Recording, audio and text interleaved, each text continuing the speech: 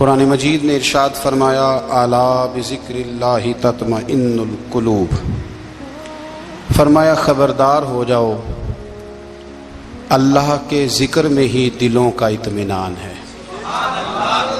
اللہ کے ذکر میں دلوں کا چین ہے۔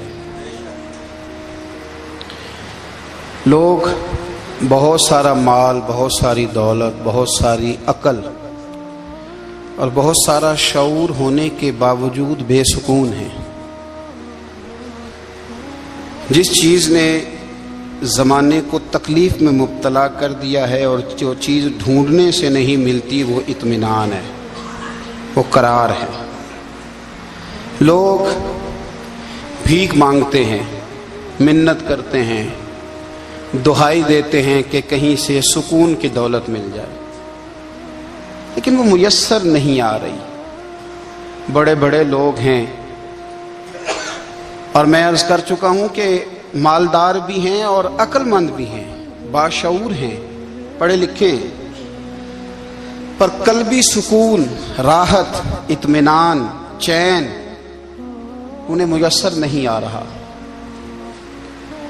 راتیں جاگ کر گزر جاتی ہیں، دن آزمائش میں بیت جاتا ہے۔ وہ کبھی اس کے لیے ٹھنڈے علاقوں کا سفر کرتے ہیں، کبھی دوستوں کی مجلسوں میں جا کر کے بیٹھتے ہیں، کبھی گھر سے دور اکیلے میں تنہائی میں وقت گزارنے کی کوشش کرتے ہیں، لیکن دولت سکون ناپید ہوتی ہے، میسر نہیں آتی۔ عرش کا رب فرماتا ہے کیوں تو بھٹکتا پھرتا ہے، کیوں دائیں بائیں جاتا ہے، چپ کر کے مسجد آ جا اور لوگوں سے بچ کے تنہائی میں میرا ذکر کر۔ اللہ ملے گا کیا؟ فرمایا اعلیٰ بذکر اللہ تطمئن القلوب، میں تیرے بے چین دل کو چین عطا کر دوں گا۔ وہ تیرا تڑپتا اور پھڑکتا ہوا مزاج، اسے میں سکون کی دولت دوں گا۔ یہ تجھے کہیں اور نہیں ملے گا، یہ میری یاد میں ملے گا۔ یہ چین، قرار، سکون تجھے یہیں میسر آئے گا۔ اطمینان قلبی زندگی کا حسن ہے بھائی، دولت سکون اصل ہے۔ بڑے ٹھنڈے کمرے میں کچھ لوگوں کو نیند نہیں آتی، اور داتا صاحب رحمت اللہ علیہ آپ جائیں تو دونوں سڑکوں کے بیچ جو فٹ پاتھ ہے نا، اس پہ بھی کچھ لوگ سوئے ہوتے ہیں۔ ادھر سے بھی گاڑیاں گزرتی ہیں، ادھر سے بھی گاڑیاں گزرتی ہیں، لیکن بس نیند ہے نا، اللہ کا فضل ہے، اس نے دے دی ہے، آنے والوں کو آ گئی ہے۔ اطمینان قلبی، میرا معاشرہ بے سکون ہے، بے قرار ہے۔ مجھے کچھ لوگ کہتے ہیں جی میں آج کل بڑا بور ہو رہا ہوں، تو میں کہتا ہوں یار ہمیں تو ٹائم ہی نہیں ملا آج تک بور ہونے کا، نہیں وقت ہی نہیں اتنا میسر آیا، کون سا ٹائم نکالے جس میں بندہ بور ہو؟ وہ تو ہے کہ انسان کچھ فارغ ہو، کہیں اس کے پاس گنجائش ہو تو بور بھی ہو لے۔ کیسے بور ہو لیتے ہو؟ یہ کیا ہوتا ہے بور ہونا؟ زندگی میں اتنا وقت ہی کہاں ہے کہ انسان بور ہوتا پھرے اور یہ تصور بناتا پھرے کہ میں بڑی آزمائش میں ہوں، تو میں بڑے بور ہو رہا ہوں، تو میں بڑی تکلیف میں ہوں۔ تو وقت بہت زیادہ ہے ہمارے پاس، لا یعنی کاموں میں ضائع بڑا ہوتا ہے، تو ہم بور ہوتے ہیں، پریشان ہوتے ہیں۔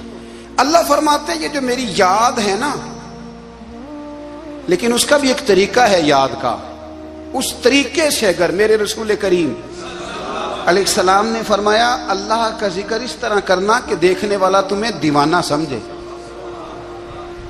لوگ سمجھیں کہ کوئی مجنون ہے، کوئی جنونی ہے، کوئی پاگل ہے۔ یہاں اللہ تعالیٰ معاف کرے، آپ ذکر کی مجلس چھیڑیں، آپ نعت شریف کی مجلس چھیڑیں تو بہت سارے لوگ پروفیسر بن جاتے ہیں، وہ ساری نہیں ہلاتے، ان کی زبان ہی حرکت میں نہیں آتی۔ حالانکہ رب کریم کا ذکر اس طرح کرو کہ دیکھنے والا تمہیں دیوانہ سمجھے، کہیں اور کھونے کی ضرورت ہی نہیں۔ میرے حبیب گویا ہمیں فرماتے ہیں تو رب کے ذکر میں اس طرح کھو جا کہ تجھے دنیا کا خیال ہی نہ رہے، تجھے پھر دنیا کی ہوش نہ رہے۔ لیکن اگر نماز میں بھی خیال غیر آئے، ذکر میں بھی توجہ کہیں اور ہو، زندگی میں وہ عجیب لمحہ تھا، وہ میرے ساتھ تھا اور میں تنہا تھا۔ اگر ماحول یہ ہو کہ آپ کہیں جسم کے ساتھ تو موجود ہوں، روح موجود نہ ہو، تو پھر لذت ذکر بھی میسر نہیں آتی، پھر کیف نہیں حاصل ہوتا۔ یاد رکھیں کہ اس طرح کھو کے رب کی یاد کہاں سے کیف آئے گا؟ الجھ ہی بڑا گئے ہیں، وہ مستی، وہ سرور، وہ کیف جو اللہ کے ذکر میں ہوتا تھا، جو کبھی مرشد کامل کے سامنے بیٹھ کر لوگ اللہ اللہ کرتے تھے تو لگتا یہ تھا کہ یہ یہاں ہے ہی نہیں، یہ تو کہیں اور چلے گئے ہیں، یہاں موجود ہی نہیں۔ لیکن اب وہ موج نہیں، وہ شوق نہیں، وہ درد نہیں، وہ ذیل نہیں۔ اقبال تڑپ کے کہا کرتے تھے خیرت کی گتھیاں سلجھا چکا ہوں، یا رب مجھے صاحب جنوں کر دے، اللہ مہربانی فرما، وہ کیفیت دے، وہ سرور دے۔ زندگی میں اگر اطمینان چاہتے ہو تو کبھی کبھی سب کچھ بھول کے نا تو مست ہو جایا کرو رب کی یاد میں۔ کبھی کبھی چھوڑ دیں دنیا، چھوڑیں یار موبائل، کسی وقت کریں اس کو بند، چھوڑیں اس بات کا خیال کہ فلانے نے سلوٹ کیا ہے کہ نہیں کی، چھوڑیں۔ حضرت باجزید بستامی رحمت اللہ تعالی علیہ فرماتے میں نے اعتکاف کبھی اپنی مسجد میں نہیں کیا، یہ کہ سارے ہی ہاتھ چومنے والے، سارے ہی پیار کرنے والے۔ فرماتے میں جب اعتکاف کرتا تھا تو میں بستام سے دور نکل جاتا تھا جہاں کوئی مجھے جاننے والا نہ ہو۔ اٹھ بلیا چل اوتھے بسیے جتھے وس دینی سارے ینے، نہ کوئی ساڈی ذات پچھانے تے نہ کوئی سانو مننے، چل ادھر چلیں۔ اٹھ بلیا چل اوتھے وسیے جتھے وس دینی سارے ہی انے، نہ کوئی ساڈی ذات پچھانے تے نہ کوئی سانو۔ اتنا شوق ہے سلوٹ کرانے کا، اتنا شوق ہے تعارف کرانے کا، اتنا شوق ہے اپنا بتانے کا، تو یہ چیز غلبہ کر جاتی ہے، پھر نام رہ جاتا ہے، روح نہیں رہتی، پھر وجود رہ جاتا ہے، پھر باطن کی کیفیت نہیں رہتی۔ خدا را اپنے آپ کو بے چین نہ کرو، بے قرار نہ کرو، بے سکون نہ کرو، رب کی یاد میں آ جاؤ، درود و سلام میں آ جاؤ، نعت کے حسن میں آؤ، تلاوت کی دنیا میں آؤ، سجدوں کے نور میں آؤ، آؤ کبھی کھول کے دل مسجد کی صفائیاں کریں، آؤ آؤ نہ کبھی کوئی بوڑھا، دادی، نانی، دادا ان کے پاس بیٹھ کے پیر دبا کے اللہ کو راضی کریں۔ یہ کیف والی جگہ ہیں، یہ سرور والی جگہ۔ اتنی بے چین ہماری زندگی ہے، بے قرار ہے، تڑپتے ہوئے لوگ، لڑتے ہوئے لوگ، ایسے لگتا ہے ابھی ایک دوسرے کا گریبان تھام لیں گے، بے قرار، بے چین۔ کسی کو انتظار کا کہا جائے نا کہ 10-20 منٹ کسی کا انتظار کرو تو بعض لوگ مجھے ایسے لگتا ہے جیسے یہ ان کا کلیجہ پھٹ جائے گا، ڈاکٹر کے انتظار میں بیٹھے ہیں تو بڑے پریشان ہیں۔ کسی کو ملنے گئے ہیں کو آدھا گھنٹہ بیٹھنا پڑ گیا تو بڑی دقت میں ہیں۔ اپنے آپ کو سکون دیں۔ آپ یقین کریں بڑا مزہ آتا ہے، کبھی کسی کا انتظار کرنا پڑے تو 2-4 تسبیح درود شریف پڑھی جاتی ہے، یعنی ذوق بن جاتا ہے کہ چلو اللہ نے موقع دیا ہے، کوئی سرکار کو یاد کر لیں، تنہائی مل گئی۔ ہمارا مزاج جس سختی کا شکار ہے وہ سختی آہستہ آہستہ ہمیں زیادہ آزمائش میں ڈال گئی۔ تو میرے بھائی زندگی میں اطمینان حسن ہے، اور وہ سب سے زیادہ اللہ کی یاد میں ملتا ہے، وہ سب سے زیادہ رب کریم کے ذکر میں۔ سب سے زیادہ جو چاہتا ہے نا دل ٹھنڈا رہے، زبان میٹھی رہے، وہ مدینے والے محبوب پہ درود و سلام پڑھا کرے، وہ حضور پہ درود و سلام پڑھا کرے، زبان میٹھی رہے گی۔ میرا ذاتی تجربہ ہے کہ جو آدمی اپنے اخلاق سنوارنا چاہے وہ حضور پہ درود شریف پڑھے، جو اپنے اخلاق سنوارنا چاہے، طبیعت کو ٹھنڈا رکھنا چاہے، وہ درود شریف پڑھے، اس کا دل سکون میں آئے گا۔ کچھ کام اور ہیں زندگی میں اطمینان کے لیے، ان کا ہونا بھی بڑا ضروری ہے۔ سب سے پہلے اگر آپ چاہتے ہیں نا زندگی میں سکون ہو تو حقیقتوں کا سامنا کرنا سیکھیں، آپ جو ہیں وہ رہنا سیکھیں، جو آپ نہیں ہیں وہ بننے کی کوشش نہ کریں۔ حقیقت کا سامنا کرو گے تو زندگی اطمینان میں آ جائے گی۔ ہم نے نا بہانے بنا لیے ہیں، ہیلے بنا لیے، جھوٹ کے سہارے اپنے آپ کو اونچا کر لیا۔ ایک آدمی سے کہا جاتا ہے تو رشوت نہ لے، تو کہتا ہے میں غریبوں سے نہیں لیتا۔ تو میرا سوال یہ ہے کہ امیروں کا حساب لینے کی اللہ نے تیری ڈیوٹی لگائی ہے، تیرے ذمہ لگایا ہے کہ تو امیروں کا حساب کر، تمہیں کیا ضرورت پڑی ہے؟ ہم نا بہانہ کرتے ہیں، رشوت لینے والے کا الگ بہانہ ہے اور سفارش والے کا الگ بہانہ ہے۔ حقیقت کا سامنا کریں، حقیقت کا۔ جو میرے ذمہ داریاں ہیں وہ میں نے پوری کرنی، جو آپ کی ذمہ داریاں ہیں وہ آپ جان نہ چھڑائیں، حقیقت پسند بنیں۔ میرے رسول کریم، پھر پڑھیے درود شریف صلی اللہ تعالی علیہ وسلم۔ حضور صلی اللہ علیہ وسلم نے فرمایا کہ میری بیٹی سیدہ فاطمہ الزہرا رضی اللہ تعالی عنہا صرف جنتی نہیں، جنتی عورتوں کی سردار ہے۔ لیکن حضور نے یہ بھی فرمایا کہ فاطمہ یہ خیال رکھنا اگر اللہ نے حساب پوچھا تو حساب تم نے خود دینا ہے.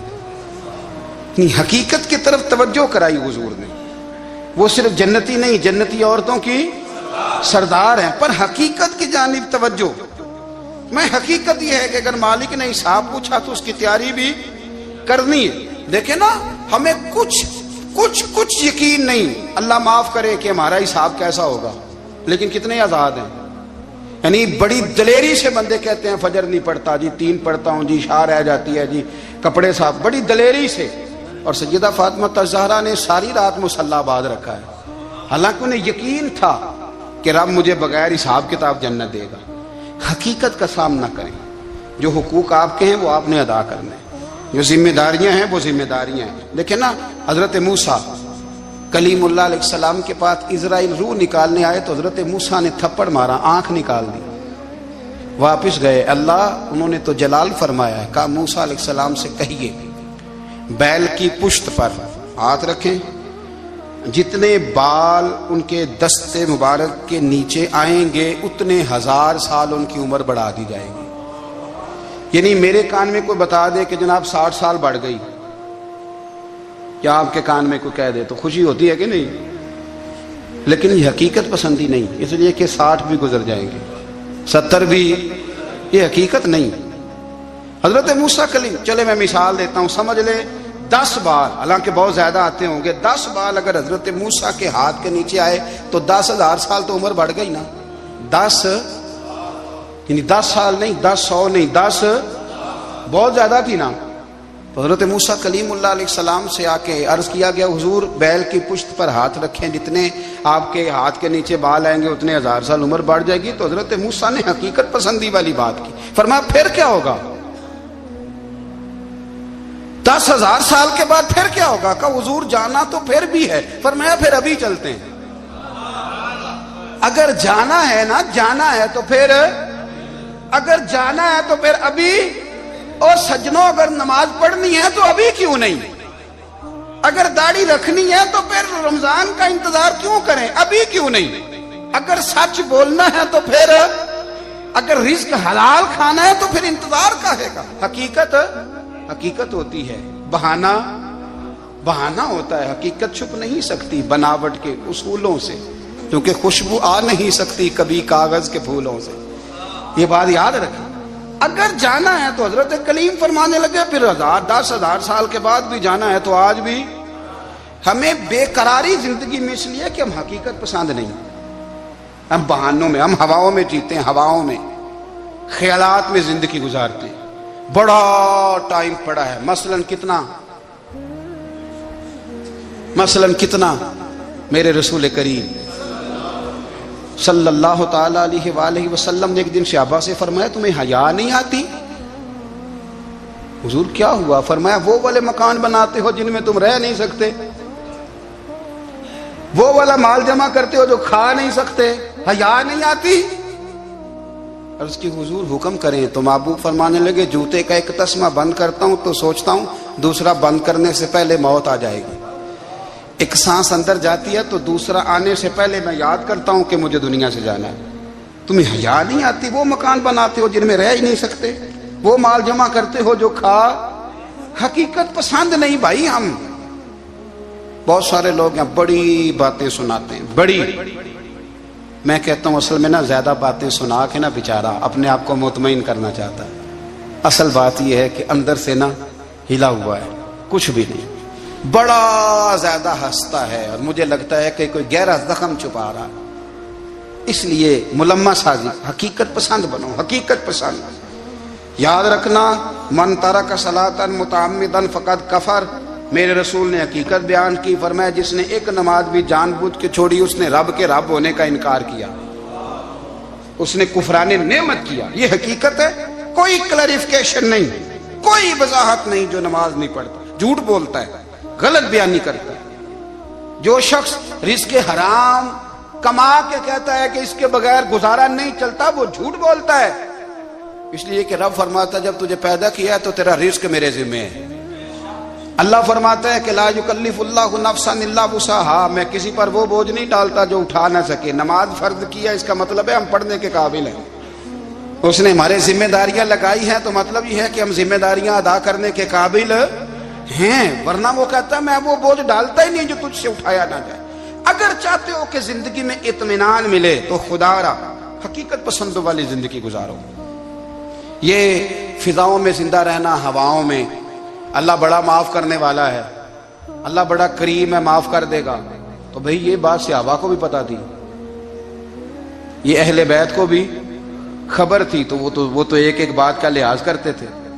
ये गौसे आजम को भी पता थी, ये उनके वालिद को भी पता थी, जिन्होंने किसी का एक सेब खा लिया था तो 12 साल उसके घर में नौकरी करते रहे। उन्हें नहीं पता था अल्लाह बड़ा करीम है, माफ कर देगा, एक सेब ही है ना। तो हकीकत पसंदी आपको सुकून देगी।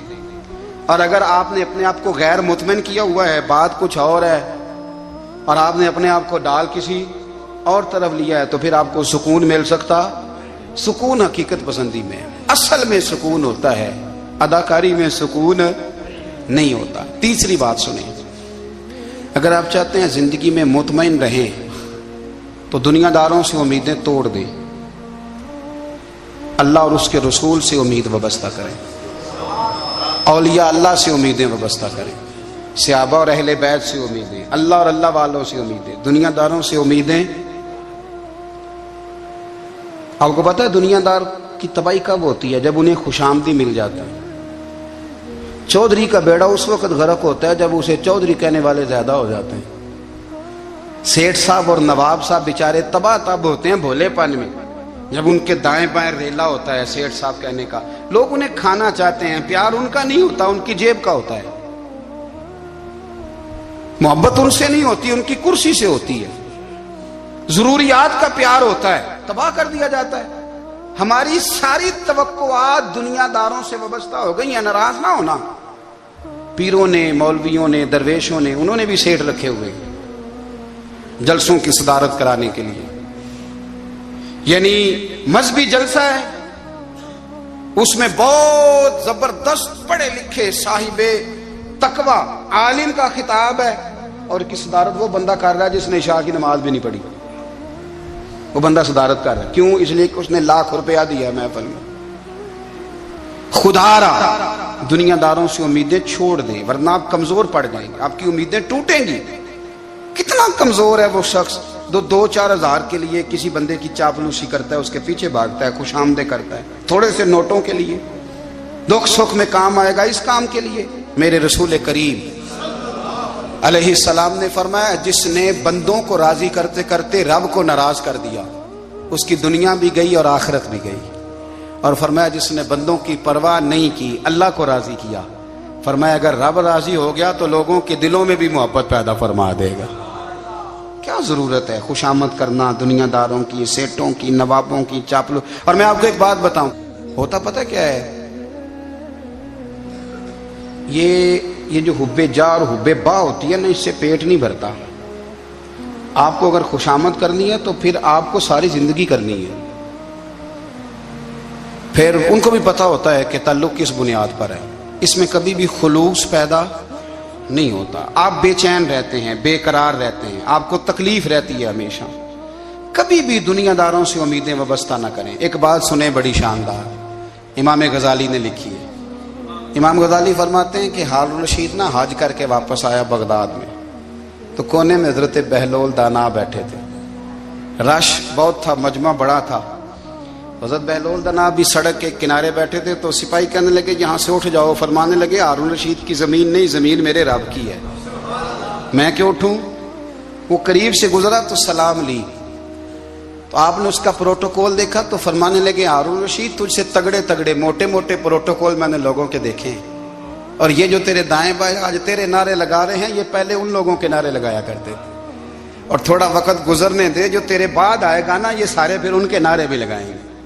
तू झूठ की दुनिया में जिंदा है, इनसे तूने उम्मीदें वाबस्ता की हैं, ये कल उसके नारे लगाएंगे। उसके दिल पे बड़ा असर हुआ, घोड़े से उतर आया, आगे कहने लगा हुजूर आपने मुझे बड़ी अच्छी नसीहत की है, मेरा दिल बड़ा ठंडा हुआ है। मैंने सुना है आप मकरूज हैं, कुछ लोगों का कर्ज, तो मुझे कोई हुक्म ही कर दें। आप हंसने लगे, फरमाने लगे यार तू तो बड़ा ही बेवकूफ है, बड़ा ही बेवकूफ है तू, मैं तुझे नसीहत कर रहा हूं, तू मुझे उलझा रहा है। हुजूर कोई हुक्म कर दें। کیا خوبصورت انداز ہے رب کریم کے بندوں کا. حضرت بہلول دانا فرمانے لگے تیرا رب کون ہے؟ کہا اللہ. تو فرمایا میرا کون ہے؟ کہا اللہ. فرمانے لگے یہ تو نہیں نہ ہو سکتا کہ اللہ ہارون رشید کو دیتا رہے اور بہلول دانا کو بھول ہی جائے. یہ تو نہیں نہ ہو سکتا کہ ہارون رشید کو دیتا رہے اور بہلول دانا کو بھول جائے. فرمایا اس کا دل، اس کا ارادہ ہوا، ارادہ قدرت ہوا کہ بہلول مقروض رہنا چاہیے. تو اگر رب مجھے رکھنا چاہتا ہے، دکھ قبول محمد بخشا راضی رہن پیارے، اگر وہ چاہتا ہے میں مقروض رہوں تو میں بھی چاہتا ہوں کہ میں مقروض ہی رہوں. یہ تو نہیں نہ ہو سکتا کہ تجھے دے اور مجھے نہ دے. فرمایا میری تجھ سے کوئی امید نہیں، مجھے جب بھی دے گا میرا رب بھی دے گا، اور وہ دے گا تو پھر انشاءاللہ خزانے کھول کے دے گا. دنیا داروں سے امیدیں وابستہ کرنا، لوگوں کے پیچھے، یہ چھوڑ دیں. آپ بے چین رہیں گے، بے قرار رہیں گے. اللہ والوں سے ضرور امیدیں وابستہ کریں، اس لیے کہ ان کے پاس جو کچھ ہوتا ہے وہ دراصل رب کا ہی ہوتا ہے. لیکن سیٹھوں سے، نوابوں سے، سیاستدانوں سے باز آ جائیں. ہماری بڑی امیدیں وابستہ ہیں. میں اکثر کہتا ہوں جتنے پھیرے نوکری کے لیے دنیا دار کے دروازے پہ لگائے ہیں نا، اس سے کم دفعہ مسجد میں نفل پڑے ہوتے تو رب اتنی بڑی مہربانی فرما دیتا. تیسری بات یہ یاد رکھیں، اگر سکون لینا چاہتے ہیں نا، اگر سکون لینا چاہتے ہو نا تو لوگوں کو ڈسکس کرنا بند کر دو. کس کو اللہ نے کتنے پیسے دیے ہیں وہ جانے اور اللہ جانے، کس کو اللہ نے کتنی گاڑیاں دی ہیں وہ جانے، اور لوگوں کو ڈسکس کرنا. جی یعنی میں ایک جگہ بیٹھا تھا تو ایک صاحب گاڑی والا گزرا، گاڑی میں بیٹھ کے، اس کا پڑوسی تھا، کہندے تھا منہ ہے کار والا. میں کہ وہ تے ہے تاں ہی بیٹھا ہے. تے ہن میں کہ سمجھانا سی نا انہوں، میں کہ توں تے میں حساب لائیے بھی ساڈے کول کوئی نہیں، وہ تے ہے لیکن نا اللہ نے اسے دی ہے نا، تو اللہ نے چاہا نا وہ کار میں بیٹھے. تو جس نے پھٹے پہ بیٹھ کے یہ تبصرہ کیا کہ منہ ہے کار والا، میں کہ ابھی وہ تے ہے تاں کار ہے. اب مجھے اور تجھے اندازہ لگانا چاہیے کہ ہم کیا یہ بحث ہے. یعنی اللہ کو چاہیے تھا معاذ اللہ کے پہلے تجھ سے پوچھتا کہ اسے کار دینی ہے کہ نہیں. کیا مطلب فضول بحث ہے. وہ چیز ہمیں اتنا تنگ کرتی ہے، اتنی تکلیف دیتی ہے کہ آپ یقین کریں سارا دن اسی کو ڈسکس کرتے ہیں. سارا دن اس کے پاس گاڑی ہے، اس کے پاس کار ہے، فلانے کا پیسہ 1 نمبر ہے، فلانے کا 2 نمبر ہے، فلانے کا 6 نمبر ہے. اصل بات کے اندر حسد ہے، اس کو نکالو. ایک بات کہنے لگا ہوں، اسے یاد رکھنا. میرے اعلیٰ حضرت رحمۃ اللہ علیہ فرمایا کرتے، حسد کرنے والا بندوں پر اعتراض نہیں کرتا، اللہ پر اعتراض کرتا. وہ کہتا ہے اللہ اسے کیوں دیا ہے، اتنا کیوں دیا ہے، معاذ اللہ وہ اللہ کی تقسیم پر اعتراض کرتا. حسد کرتے ہو بے چین رہو گے. حسد آپ کے دل کو تڑپا کے رکھ دے گا. چھوڑے، اللہ بڑا کریم ہے، جس کو جہاں چاہتا ہے وہاں بٹھا دیتا ہے. آپ قطعاً اس بحث میں نہ پڑیں کہ اللہ نے کس کو کتنا دیا ہے، کب دیا ہے، کیوں دیا ہے. وہ بڑا بے نیاز ہے. حسد آپ کو تباہ کرے گا. دنیا میں پہلا گناہ جو ہوا تھا وہ حسد تھا. ابلیس نے حضرت آدم سے حسد کیا، کہنے لگا میں بہتر ہوں، سرداری اس کو مل رہی ہے. یہ تو اللہ کو پتا ہے نا کس کو دینی ہے. اور دنیا میں پہلا قتل حسد کی وجہ سے ہوا. حابیل قابیل کے درمیان حسد کا معاملہ تھا. خاتون کا نکاح اس سے کیوں ہو رہا ہے، مجھ سے ہونا چاہیے. حسد تباہی کرتا. اب یقین کریں، یعنی دکاندار کے سامنے دوسری دکان پڑتی ہے اور پریشان ہو جاتا ہے.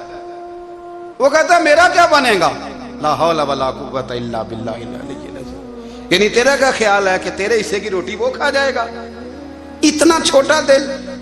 یعنی تیرا موقف یہ ہے کہ تیرے حصے کا نصیب اس تک چلا جائے گا، یہ تیری خواہش ہے. ایک دوسرے کی کمزوریاں بیان کرنا، اس کا تو مال ہی ناقص ہے جی، اس کے تو پاس ہی کچھ نہیں. یہ تو کمزور لوگوں کا طریقہ ہے. میرے رسول کریم علیہ الصلوۃ والسلام گزر رہے تھے، پت جھڑ کا موسم تھا، خزاں کا موسم تھا، درختوں کے پتے جھڑ رہے تھے. صحابہ کو ساتھ لے کے حضور گزرے اور ایک درخت کی ٹہنی کو پکڑ کے حضور نے ہلایا. صحابہ فرماتے ہیں کہ چھم چھم اس کے پتے گرے، زمین پر ڈھیر لگ گیا. حضور نے فرمایا دیکھا تم نے کیا ہوا؟ حضور ہاں. فرمایا کتنی تیزی سے پتے جھڑے ہیں، صرف تنا رہ گیا ہے اور خالی ٹہنیاں رہ گئی ہیں، کوئی حسن بچا ہے؟ حضور نہیں. تو نبی کریم فرمانے لگے جو حسد کرتا ہے نا اس کی نیکیاں بھی اسی طرح جھڑ جاتی ہیں. اسی طرح اور ایک جگہ حضور فرمانے لگے جس طرح راکھ لکڑی کو آگ کھا جاتی ہے، جس طرح لکڑی کو آگ، جب آگ کھا جائے تو پھر لکڑی کو لکڑی نہیں کہا جاتا، راکھ کہا جاتا ہے، کوئلہ کہا جاتا ہے، اس کی اصل باقی یعنی اسے کھائی جاتی ہے۔ تو حضور علیہ الصلوۃ والسلام فرمانے لگے جس طرح آگ لکڑی کو کھا جاتی ہے، فرمایا اسی طرح حسد نیکیوں کو کھا جاتا ہے، نیکیاں رہتی نہیں۔ حسد کرنے والے کے پاس نیکیاں یعنی ان کی اصل شکل موجود، کبھی بھی حسد نہیں کریں۔ اللہ کی تقسیم ہے، جس کو چاہے جب چاہے جتنا چاہے عطا کرے۔ اور چوتھی بات میرے بھائی، کبھی بھی بغض نہ پیدا کریں۔ بغض والے لوگ بے سکون رہتے ہیں۔ بہت ساری کمزوریاں ہمارے اندر ہوتی ہیں نا، پھر اللہ ہماری روزی تو نہیں نہ بند فرماتا، یہ تو نہیں کہتا کہ زمین سے نکل جاؤ،